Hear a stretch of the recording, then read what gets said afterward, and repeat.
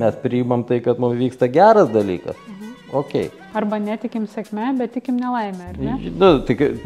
Kam tikėti tą sėkmę, kai ta sėkmė ateina, tu ją organiškai priimi ir viskas tvarkoja, nes tu tvarkoji. Nes ne tavo, nelaimė tai jau ne tavo. O nelaimė tai jau va, mes visumos priimti negalim. Labai daug kas atliekama iš baimės, kaip taisyklė mirties. Baimė būti neturte, vargšui yra labai sąlygotas mūsų gyvenimas. Ten eini dirbi, tu esi pavargęs, nuliūdęs, piktas. Staiga vienintelis dalykas, kas tau lieka, yra televizija. Niekas nežino, staiga išjung žmonėm televiziją, nes po tokiais įpročiais ir žiūrėk, kiek agresijos gali padidėti ar dar. Karšta košiai. Aš maniau, kad tai yra įprotis, labiau nei temperamentas, man visada taip atrodė. Žinoma, galima pavadinti įpročiai formuoja charakterį. Jo, kažkokią turim raidą, kažkokį turim kraitį, kur, pavyzdžiui, dažnai tarp išgeriančių žmonių būna, sako, va, su savo bačką išgeri ir dar kažkas, va, tu savo barus išvaikščiai. O, matot, už tylos irgi gali slėptis labai neprastai. Jeigu tu tyli, tai tu ir neturi jokios rizikos klaidos padaryti. Klausimas, dėl ko tu tyli.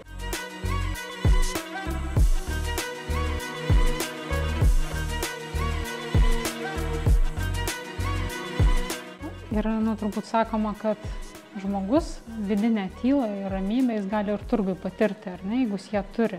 Tarsi klausimas toks, nuo ko bėgo, tai čiobiški, ar kitiem tą ramybę sukurti, ar pats patirti? Negaliu sakyti, kad bėgau. Gal aš ne tokį žodį? Ne, tai koks kitas, labai geri žodžiai, tik jau nepradėkime per daug mąstyti čia kalbėdami. Kažin ar aš bėgau, bet nuo miesto bėgau, reikia pripažinti. Man visada labai patiko gamta.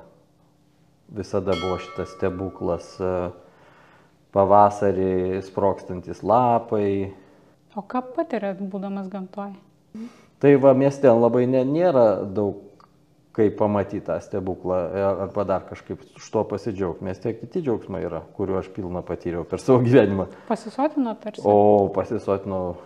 Visi mes turim tą egoistinį, dramatišką laikmetį, daugumą žmonių. O kodėl pasibaigė ta drama ar dramatiškas periodas? Tai susijęs su amžium, su patirtim? Čia raidos kažkoks tarsi? Jo, kažkokią turim raidą, kažkokį turim kraitį, kur, pavyzdžiui, dažnai tarp išgeriančių žmonių būna, sako, va, su savo bačką išgeri ir dar kažkas, va, tu savo barus išvaikščiai. Mes daugelio dalykų panašu, kad sunkiai galim suvaldyti. Juos reikia išgyventi savo patirtim ir tada jie kažkaip natūraliai išsibaigia. Ir jeigu tu tai suvoki, tai ir pats ant savęs mažiau pyksti ir kitiem atlaidesnis daraisi. O savo su tuo atėjo atsakymas, kas esu aš? Nu, žinot, čia jeigu toks atsakymas ateina ir tu jį gali suformuluoti, tai jau tada bėk į krūmus. Čia yra, negali šito pasakyti, tai yra tekantis, bėgantis, kintantis dalykas. Bet kažkaip... Baisu man iš karto su žmonėm, kurie jau žino kažką, aš šalinos tokių žmonių. Nenoriu. Ir pykstu, mano ūmus yra būdas, nieko nepadarysi man. Meditacijos, jos apvaldo kažkiek tai, bet aš vis tiek esu ūmus žmogus, mano toks charakteris. Ir jo, jeigu kažkas man atrodo neteisinga ir aš nespėju pagauto, tai aš užsidegu. Ja. Savęs pagauti, savęs tarsi sustabdyti, ar ne? Jeigu neišeina laiku įkvėpti. Kaip kažkoks mokytas sako, aš sakau, ar galima su savyje tą, kažkokios yra praktikos, mantros ar dar kažkas, kad tą suturėt. Sako, kad labai kažin, sako, tu turi praktikuoti daug ir tada po kurio tai laiko ateina prieš tuos dalykus, kad mes angliškai kalbėjome, sako, something big is coming. Ir tada tu jau kažkas to didelio, kada jau plūsta, tu spėjai užbėgti už akių. Bet ūmus tas būdas galbūt aštraus intelekto pasiekmė, kaip manot, ne? Aš puikiai pažįstu nuostabių žmonių, tikrai, manau, geresnio intelekto nei aš, ir išsilavinimo, ir analitinio mąstymo, ir jie jokio neūmaus būdo. Ūmus būdas yra ūmus būdas, charakteris toks. Karšta košiai, tai vadinasi, liaudyje, ir viskas. Aš maniau, kad tai yra įprotis, labiau nei temperamentas, man visada taip atrodė. Žinoma, galima pavadinti įpročiai formuoja charakterį. Ir kada tu atsigrėži į save ir tau kažkas atrodo ne visai tinkama, arba tu įprotis būt ūmiam, ar ne, suformuoja tavo charakterį. mums labai ir man tame tarpe labai sunku suvokti. Čia yra daug labai fantomo visame tame. Tai ir po truputį tos praktikos yra įvairios ir po truputį bandai lyst. Ir tada po truputį veriasi. O Linai, kaip manot, ar religija neatitolina nuo to dievo ar dieviškumo, tokios tos būsenos? Vėlgi, naudojant visokius terminus kaip religija ir taip toliau, tai mes turėtume turbūt labai geriau konkrečiai kažką kalbėti. Vieną atitolina, kitą netitolina. Tai religija yra labai aplamas dalykas. Tai religija yra žmonių bendruomenė, kuri tiki neva tai į tą patį dievą, tarkim. Ir ar taip toliau ir panašiai. Nepriešina jų? Bet tai čia yra jau žmonių konstruktai, tai jeigu jie nori, jeigu jie taip tiki, kad jie galvoja, kad jų yra kažkas geriau, tai aišku, kad priešina, kaip mes matom.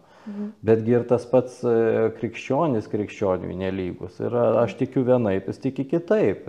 Tai aš gal kur link lenkiu, kad vietoje to, kad bėgti paskui kažkokią religiją, galbūt reikėtų tos būsenos viduje patirti ir ieškoti tos ramybės. Bet tai visos tos religijos to ir nori. Čia jau paskui... Man atrodo, jūsų ir meditacijos centras ar namai yra apie tai, ar ne?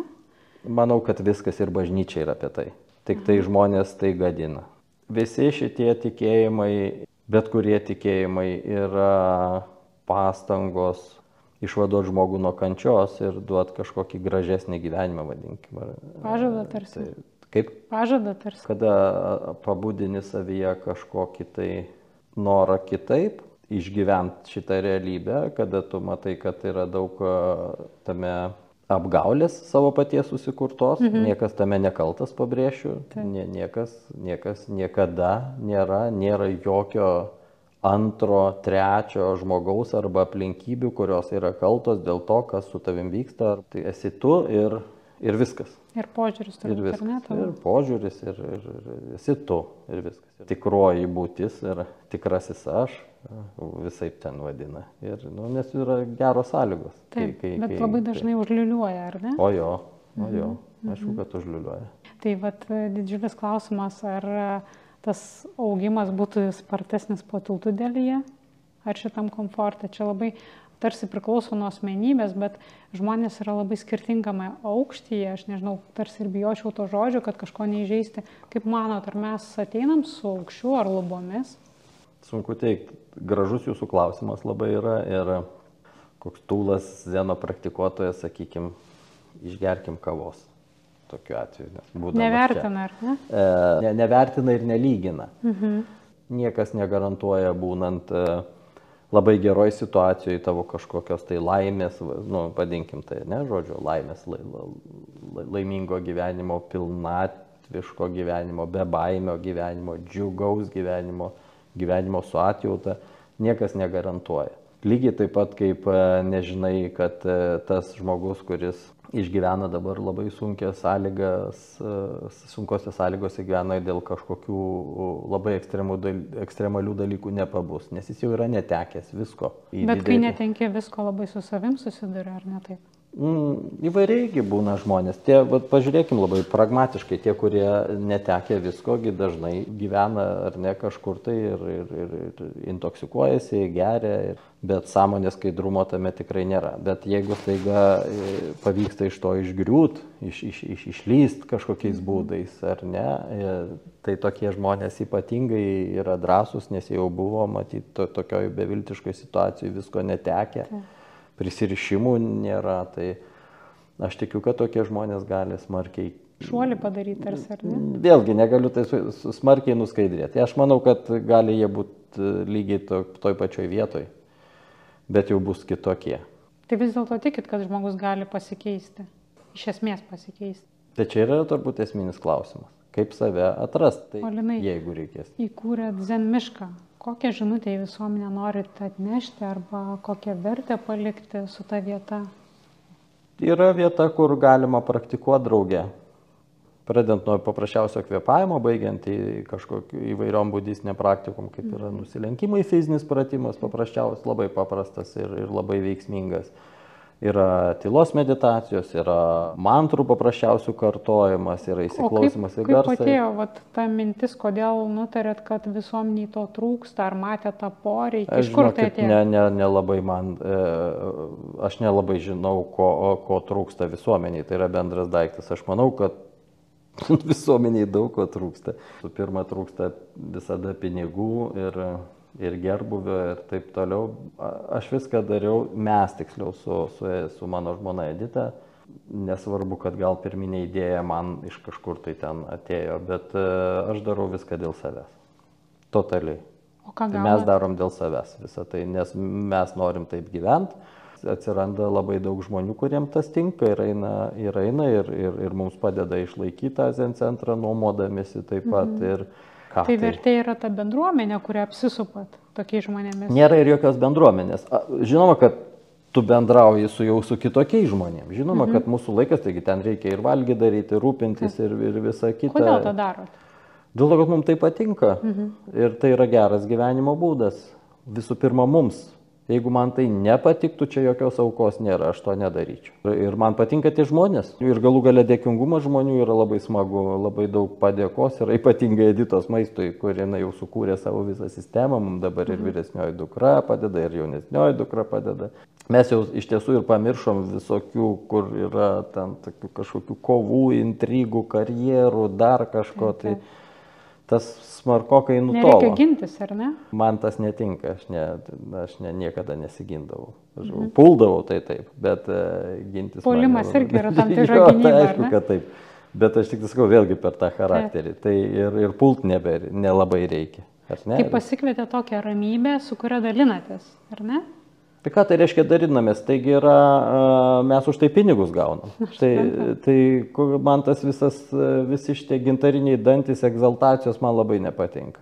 Ką turite omeny? Mes dalinamės, mes atiduodam savo širdį. Tai susireikšminimas toks, ar ne? Jo, šitas visos emocijos, visi man nepatinka. O kaip manot, ar neprašytam žmogui reikia padėti?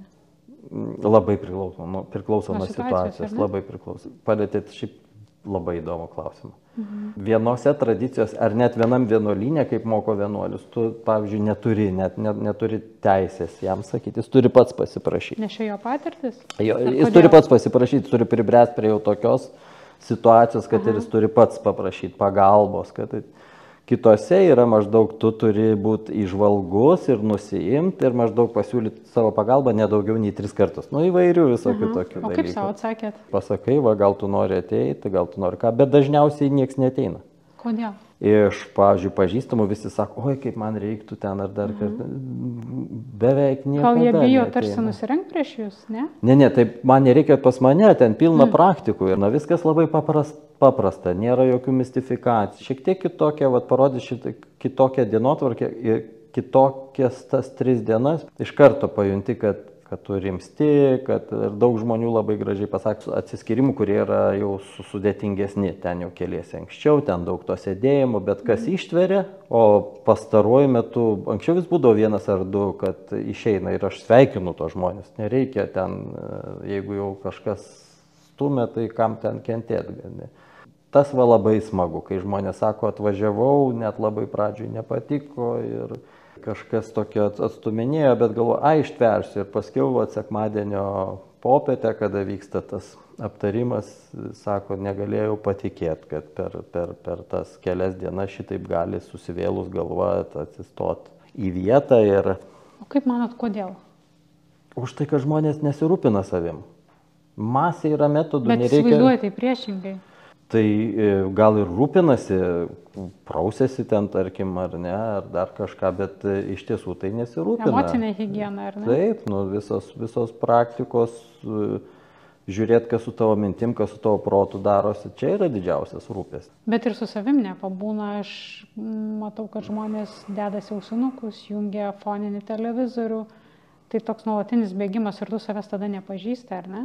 Jeigu vien tik tai taip, nes tai aš irgi vėlgi sakau, man atrodo, kad vienas dalykas yra kraštutinis atvirumas prieš save ir prieš kitus. Tai aš tikrai turiu praleisti laiko mašinai, tai aš audio knygas klausau ir labai mėgstu tenisą, aš labai daug jo žiūriu. kadangi mano profesija vis tik tai kinas yra, tai aš žiūriu ir to kino daug, tai aš irgi turiu prisijungti prie viso šito, aš tą darau, bet žinoma, aš atlieku kiekvieną rytą savo praktiką, jinai užtrunka nemažai laiko ir bent jau tai man palaiko balansą. O kas yra jūsų kasdienos laimė? Nu, kad aš gyvas, vat, labai laimė didelė, kad aš gyvas, kad aplinkui visi sveiki, kad aš sveikas, labai didelė laimė, va šitie dalykai. Ir Čia kad gali matyti. Susitaikymas ir priėmimas kasdienos per tai? Kuo mažiau reikia. Man kuo toliau, tai aš taip noriu tikėti, man taip pačiam bent atrodo, kad man mažiau reikia. Bet gal daugiau jaučia, tuomet mažiau reikia aplinkai rodyti? Ar čia ne apie tai? Nežinau. Daug visokių yra niuansų, daug dirbti reikia labai dirbti, va tu būni išorė, viskas tvarkoja, su žmonėm tvarkoja, o šeimoje būni, kadangi šeima visada sugeria tavo viską labiausiai. Tai šeimoje staiga tu leidi savo pabūti ir zlus, ir piktas, ir visa kita, tai vėlgi čia daug darbo su savimi yra. O Linai nemažai metų praleido televizijoje. Ne tas žodis. Ir tarsi televizija deda tokį apynasrį arba formatą, kaip man atrodo. Tuo tarpu dabar viskas, manau, kad YouTube'as nurangė televiziją. Ir dabar tą formatą kiekvienas galės pasirinkti pats. Kaip į tai žiūrit? Į tą laisvę? Aš ne tas žodis, kad praleidau daug metų televizijoje. Įvairiose televizijose ir aš susidūriau daug su statistika taip pat. Ten yra labai svarbus dalykas, tai YouTube'as joks nenurungė jokiais būdais. Iki šiol? Net arti nestovi. Pagrindinis dalykas yra didžiausias ekranas, koks yra tavo namuose. Ir per tą didžiausią ekraną žmonėms paprasčiausiai įsijungti televiziją. Bet žinoma, kad ypač jaunesni žmonės daug daugiau turi galimybių dabar. Ir tą YouTube'ą žiūrėti, ir šiaip viską per atidėtas transliacijas ir visą kitą, ne pati transliacijos forma, o pats turinys. Tai labai didelis procentas žmonių, kurie tiesiog įsijungia televiziją. Fono dėliai tarsi. Tiesiog ateini, kaip ir senais gerais laikais yra. Tai jūs neįsivaizduojat, kokiais dideliais tai masteliais dar yra. Ir galų galia koks skirtumas, ar tu ten gali valdyti savo turinį, ne vis tiek tavo akis yra į ekraną. Kai tavo akis yra į ekraną, yra labai didelis šansas, kad tavo protas išsijungia, tu neveikia kaip analitinis, tai neveikia kaip savęs pažinimo daiktas, ar ne? Tu tiesiog žiūri entertainmentą ir užsimiršti, tau išjungia protą. Ir aš neteiksiu, ar tai yra gerai ar blogai. Žmogus išsijungia, jeigu jam tai leidžia atsipalaiduoti tuo momentu ir viskas gerai. Blogiau, jeigu tai yra tampa tik tai vienintelis dalykas tavo, ką tu darai. Nes šiaip vienoj srity tu ten eini, dirbi, tu esi pavargęs, nuliūdęs, piktas. Staiga vienintelis dalykas, kas tau lieka, yra televizija. Niekas nežino, staiga išjung žmonėm televiziją, nes po tokiais įpročiais ir žiūrėk, kiek agresijos gali padidėti ar dar kažko. Linai, o kokia praeitų metų galbūt pagrindinė įžvalga jūsų? Kažkoks suvokimas gal atėjo? Aš esu labai išplaukęs laikė, aš negalėčiau pasakyti. O ką parsivežat iš kelionių? Sako, kad žmogus vis kitokių grįžta iš kelionių. Turit omeny iš tos Korėjos vienuolyno, jeigu... Iš tiesų, tai aš nevažiavau pasitikrinti. Šiaip supratau, kad aš noriu tenais nuvažiuoti, kur buvo ištakos. Ir aš jaučiausi kaip namuose ir man labai patiko. Tai insightas buvo, kad ir kaip tai skambėtų banaliai, nes dabar būk čia ir dabar, čia visi šitie jau jie iš tiesų vemt verčia šitas reikalas. Gyvenk kasdiena, tas, kas daug kartojama ir profanuojasi, ar ne? Tai, ir jeigu tu pradedi tai gilintis ir net savo užduodi klausimą, tai tu tikrai sunkiai atsakysi, kas yra ta diena. Dabar aš sudaviau, tai čia kas? Jau viskas, sudaviau ir praėjo, tai kas aš dabar esu? Kurioje vietoje aš čia turiu pagauti save, ar ne? Tai yra sveiko proto dalykai paprasčiausi. Sudavė, praėjo, bet aš dabar esu su jumis, aš kalbuosi, aš turiu realiai reaguoti. Ir kurioje vietoje tas nueina į praeitį, o kur yra dabartis ir tas momentas labai sunku pasakyti. Už tai...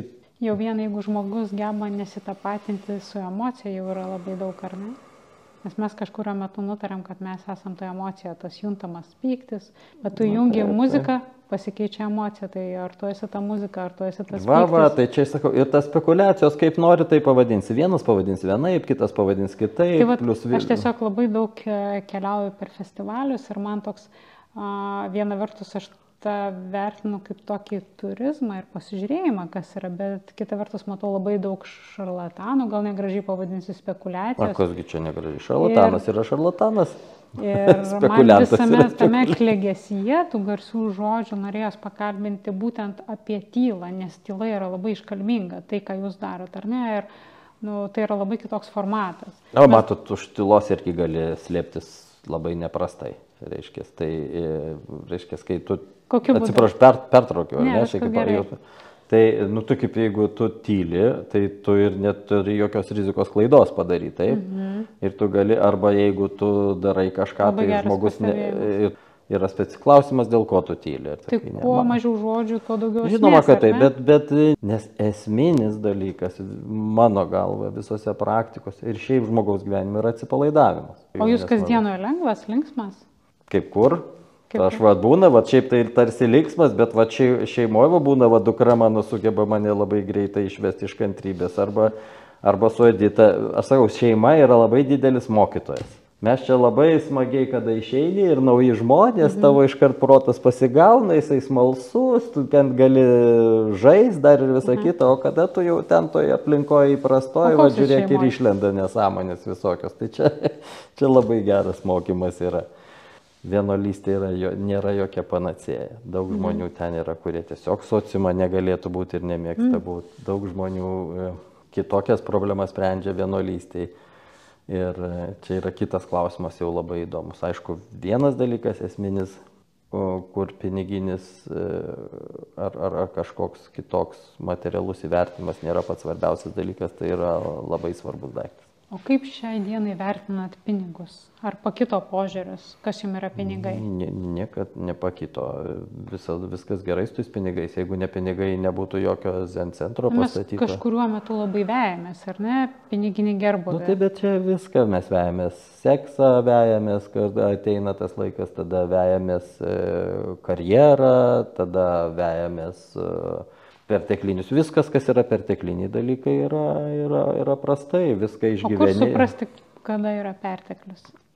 Arba suprasi, arba nesuprasi. Labai sunku pasakyti. Pažiūrėkit, masė žmonių turi belekiek ir vis tiek augina tą savo turtą. Ir jeigu tai daro žaismingai, ir jeigu dar žino, kaip jį panaudot kažkokias smagiai, tai viskas tvarkoj. Bet kiek tų žmonių labai nesmagiai atrodo tai darydami, tai čia jau jų problemos. Ir kažkada tai baigsis.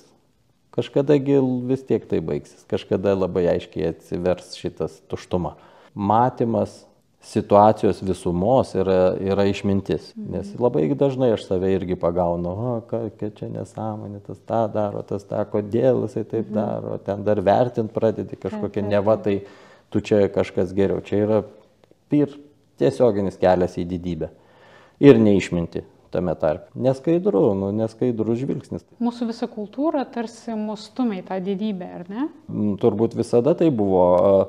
Galbūt kažkokiose kultūros, kažkokiose civilizacijos momentus, kažkokios kultūros aspektų, kažkokiose laikmečiuose ateidavo momentai, kada dvasiniams dalykams buvo patogiau gyventi, ar ne? Buvo daug aukojama vienuolynams, tarkim, buvo aukojama menams, o iš ko tai buvo daroma? Kai pasižiūri, tai taip vis tiek, reiškia, įdomus dalykai, ar ne? Taigi buvo grobiamos kitos žemės, buvo auginami pinigai, tarkim, visas renesansas Italijos, labai gražus pavyzdys. Taigi buvo krūva karų, ten vieni buvo žudomi ir grobiami žemės, tada atsirado X žmonių kiekis, kurie pasidarė meno mecenatais ir gimė nuostabūs kūriniai, kuriuos mes vadinam labai religiniais, dvasingais kūriniais ir taip toliau. Tai galiausiai vis tiek viskas grįžta į balansą. Aišku, kad balansas yra geras žodis, ypač teigiamas balansas finansuose. Tai viskas yra labai paprasta. Nes mano asmeninė įžvalga, kad mes retai suprantame, kad bent jau Lietuvoje kiekvienas gyvena pertekliuje. Yra išskirtinių situacijų, bet šiaip mes esam perteklinė visuomenė. Ne tik Lietuvoje, šiaip Europa yra didelė. Kadangi jūs keliavote rytuose, tai aš nenoriu liesti tokių šalių kaip Indija, nors ir jie jau... Įvairiai ten irgi yra. Aš Indijoje vieną kartą tik tai buvęs, tai negaliu daug pasakyti. Aš ten mačiau ir to, ir kitko. Man labai ir patiko, ir kažkas nepatiko, bet Korėja taip pat yra turtinga šalis jau. O koks esminis skirtumas? Paprasti žmonės yra labai paslaugus, labai kuklus. O tas kuklumas jis tikras? Ar tai toks... Jo, jie labai fainiai. Poš rajonas visas. Matyt, ten yra visko. Išskyrus tai, kad man atrodo, kad ten yra kažkoks perteklinis, kaip ir Japonijoje, man atrodo, yra darbštumas. Ten žmonės sekina save labai ir man tas kažkaip... Jie taip tarsi vertina save per tai, ar ne? Nesiderina man kažkaip, nes nežinau, kiek tame laimės yra. Taip pat mes minėjom gerą žodį balansas, ar ne? Gerai, kai esi darbštus. Taip, bet aš sakau, negaliu teikti, aš niekada to nebandžiau. Gal ten per tokį dalyką jie kažkokius tos klodus nuvalo daug greičiau, aš negaliu teikti. Bet iš tai, ką girdėjau iš jūsų šiandieną, tai aš suprantu, kad jūs nemanot, kad žmogui reikia mokytojo ir vedlio, ar ne? Jam reikia sąlygų. Ne, matot, mokytojai visada yra, tai nuo kažko tai prasideda, ne kažkas tau atliepia dūšioje visi tie dalykai, ar ne? Man tiek Kristaus mokymas, tiek Budos mokymas, tai jau mokytojai, ar ne? Kad aš tapau budistu, galima sakyti, vėlgi tam tikras atsitiktinumas, ar ne? Nes mano draugas vienuolis buvo budistas ir man labai patiko tas mokymas, kai aš jį perskaičiau, bet tai prasidėjo viskas grubiai tariant, nuo knygų. Ašgi nereliginiai šeimoje užaugęs, aš neturėjau jokio pavyzdžio. Ir dėl nesuvokiamo aplinkybių būčiau sutikęs kokį tai vienuolį ar kunigą, išmintingą, linksmą, reiškia, nedidaktinį ir visa kita, tai galėjo aš lygiai taip pat būti ir katalikas. Aš nematau jokio skirtumo tame. Kai yra asmenybės, yra praktika, tą savo gyvenseną gali keisti priklausomai sutikęs savo kažkokį vedlį, pavyzdį, ar ne. Budai priskiriami žodžiai, kad nepainiokit kelio su tikslu ir kad aš esu tas, kuris parodo kryptį, taip, bet aš nesu tas kitas krantas. Jūs esat, kiekvienas mes turim pats per savo patirtį patirti ir tapkit galiausiai patys savo budomis. Na, nėra gražesnio teksto, kuris, aišku, ir uždeda atsakomybę ant mūsų, bet taip ir yra, reiškia, nes jeigu tu pasikliauji mokytoju, jeigu tau pasiseka ir tas mokytojas yra iš tiesų mokytojas, kuris nenori būti tavo mokytoju, tiesiog taip gavosi ir jisai eina savo keliu ir tu taip vat eini ir viskas yra tvarkojo, kiek yra tų mokytojų, kurie nėra mokytojai ir jiem taip nuoširdžiai atrodo, kad jie yra mokytojai, jie kažką tai teigia ir tu eini iš paskos žmogui, kuriam dar pačiam reikia smarkiai dirbti. Tarsi save kitais gydo, ar ne? Na jo, reiškia, ir tada toks, bet šalia to nieko nelieka ir žmonės labai vargsta. Jie tarnauja savo įvaizdžiu. Jo, vargsta dėl tos baimės neturėti pinigų, ne tiek, kad turėti jų, bet jau turi. Kaip jūs sakot, gyvena pertekliui ir bijo sustot kažką mažiau turėti, nes oi, man čia reikia maždaug prikaupti ir aš tada jaučiuosi saugiau. Tai pokštai ir prabėga tas gyvenimas. Taip. Ir tada, kada tas mosteli viena ar kitaip liga, senatvė, dar kažkokie dalykai, jau tada mažai laiko, tada įvyksta panika tam tikra, dar kažkas ir... Mes labai trumpai, sąmoningai savo gyvenimą... Jo, tai negarantuoja, net man kaip pasakojo, kaip sunkiai kai kurie vienuoliai miršta ir kokiose baimėse ir... Baimėse?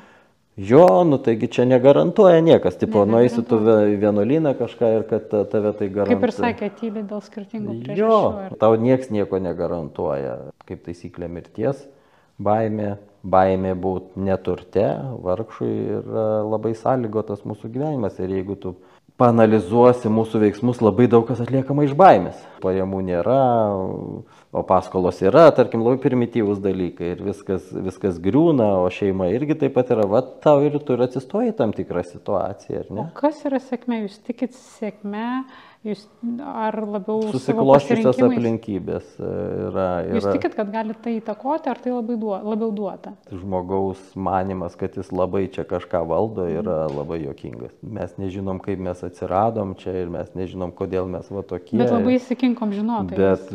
Bet kažkaip galvojam, kad mes čia labai valdom situaciją. Ir staiga, kai kažkas nors įvyksta ne taip, kaip mes norim, galvojam, kaip čia dabar kokia nelaimė. O tai vyksta tiesiog taip, kaip įvyksta. Mes priimam tai, kad mums vyksta geras dalykas. Okay. Arba netikim sėkme, bet tikim nelaimę, ar ne? Kam tikėti tą sėkmę? Kai ta sėkmė ateina, tu ją organiškai priimi ir viskas tvarkoja, nes tu tvarkoji. Nes ne tavo, nelaimė tai jau ne tavo. O nelaimė tai jau va, mes visumos priimti negalim. Bet jeigu mes vienodai priimtume ir tą, žiūrėk, čia ne mano. Tu turi priimti viską, kas su tavim darosi vienodai, deramai ir tada viskas bus tvarkoj. Nes jeigu tu tikiesi tik tai ir tu priimi, kas atsitinka gero ir tada yra ok, ir nepriimi, kas tu blogo, tai užprogramuota bėda. Žiūrėkim, vieni moka bėdą pasitikti oriai, gražiai, išmintingai, o kiti pridaro bėdų savo ir kitiem ir aplinkai. Martynas, jūsų gyvenime žmogus kažką labai pabudinęs. Per drąsų būtų sakyti, kad kažką ten pabudino ar ką. Mes bendravom kaip lygus su lygu, tik tiek, kad jo kūnas neveikia. Tai kokie yra tie mainai arba ką vienas Man taip gavosi, aš norėjau eiti į hospisą, nes jaučiau visada, kad tai yra gera praktika, kad tu nugalėdamas savo tam tikras baimės gali žmonėm kažką tai atnešti vėlgi dėl savęs, taip, nes jiem yra nuobodu galų galę, su jais nieks nenori bendrauti, labai paprasta. Žmonės hospise yra tie, kurių jau negydo. Taip, nes jų bijo, todėl nenori taip, mesgi bijom, tai ir aš bijau. Dabar gyvena toj pačioj palatoj 2 žmonės, kur aš matau, kaip jie gesta, Martynas negesta, Martynas stiprus vyras. Yra 3 nušvitusio proto savybės. Yra bebaimiškumas, džiugesys ir atjauta. Visi šitie, pavadinkim tai dvasiniais, kad lengviau būtų sušnekėti dalykai, yra teigia ten tokie kaip reinkarnacija, rojus, vadinkim kaip nori. Ir ne va tai mes praktikuojam ir jau tai suprask, mes jais tikim. Bet va ateina situacija mirties arba dar kažkokia ir tu pamatai, kad tavo tas tikėjimas yra labai silpnas. Tai vadinasi, yra vėlgi kažkokie žingsniai, kurie galbūt gali sutvirtinti tavo tą arba pasitikrinti tą tikėjimą, pasitikrinti, kas tu esi. Tai toks ėjimas į hospisą arba bendravimas, gera praktika. Sako, čia nėra tai blogai, aš neturiu kūno, bet aš šiltai guliu, manim rūpinasi, kosminis pasakymas, kosminis. Kaip bebūtų, vis tiek mes didžiąją dalį gyvenam viduje, ar ne? Tu esi visiškai priklausomas nuo kitų žmonių. Tai yra didžiulis išbandymas. Labai sunku tą suvokti. Linai, aš su savo pašnekovais ieškau atsakymo, kas yra sąmoningumas. Gal jūs turit savo atsakymą? Būt adekvačiu situacijai. Dėkoju Jums už pokalbį. Prašom, ačiū, kad pakvietėt. Neįprastas spaust rankas, aš labai vengiu kažkokio oficialumo. Man atrodo, kad tas žinių vedėjų formatas, jis toks labai uždeda filtrą, ko aš labai vengiu. Nežinau, čia turbūt labai priklauso nuo žmonių. Tai su vienais gal užsideda tas filtras, su kitais ne.